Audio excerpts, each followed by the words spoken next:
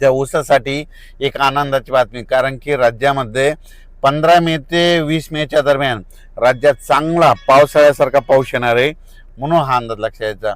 म्हणजे पाऊस कसा पडणार आहे, एक एक एक कमी दाबाचा एक कमी दाबाचा पट्टा आहे, त्याचं चक्रीवादळात रूपांतर होईल आणि ते चक्रीवादळ काय होईल, कर्नाटक आणि महाराष्ट्राच्या दोन्ही मधातून जाईल. त्याच्यामुळे काय होईल, महाराष्ट्रामध्ये खूप पावसाळ्यासारखा काही काही ठिकाणी पाणी साचल, काही काही ठिकाणी वड्याला देखील पाणी येईल, असा पाऊस काय होणार आहे जवळपास 14 मे ते 21 मेच्या दरम्यान येणार आहे, म्हणून हा अंदाज सर्व शेतकऱ्यांनी लक्षात घ्यायचा. मग सांगायचं झालं तर नाही, हे पाऊस पूर्व विदर्भ, पश्चिम विदर्भ आणि त्या नेमकं पूर्व आणि पश्चिम विदर्भामध्ये शेतकऱ्याचे हाल शिजवायले, तर त्यांना सुद्धा सांगू इच्छितो की तुम्ही काय करा, जवळपास 14 मे पर्यंत तुम्ही तुमच्या हळदी काढून झाकून ठेवा, कारण की 15 ते 20च्या दरम्यान चांगला पावसाळ्यासारखा पाऊस विदर्भात पडणार आहे, म्हणून हे लक्षात यायचं. मराठवाड्यामध्ये देखील नांदेड जिल्हा, परभणी जिल्हा, हिंगोली जिल्हा, हिंगोली, जालना जिल्हा, संभाजीनगर, बीड, धाराशिव ह्या भागात देखील चांगला पावसाळ्यासारखा पाऊस पडणार आहे आणि ऊस शेतकऱ्यासाठी हे जीवदान ठरणार आहे, म्हणून हा अंदाज त्या ऊस शेतकऱ्यांनी लक्षात यायचा. पश्चिम महाराष्ट्रात देखील हे पाऊस खूप पडणार आहे.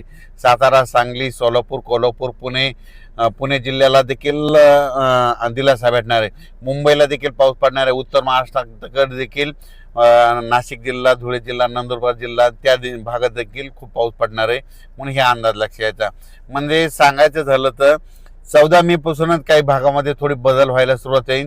मात्र 17 ते 22चा पाऊस राज्यामध्ये ठिकठिकाणी, काही काही ठिकाणी मुसळधार बी पडेल, काही ठिकाणी रिमझिम पडेल, कुठं सोडून देईल, काही भागात जास्त होईल, त्याच्यामध्ये गारपीट देखील होईल, म्हणून हे अंदाज देखील सर्व शेतकऱ्यांनी लक्षात यायचा.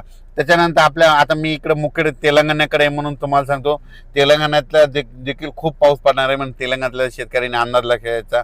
कर्नाटककडे भागाच्या बाजूला असल्यामुळं कर्नाटकच्या देखील शेतकऱ्यांनी अंदाज लक्षात यायचा. तुमच्याकडं देखील म्हणजे जवळपास 14 मे ते 22 मेचा पाऊस कर्नाटक आणि तेलंगणा खूप पावसाळ्याच्या पेक्षा जास्त पडणार आहे, म्हणून हे अंदाज लक्षात यायचा.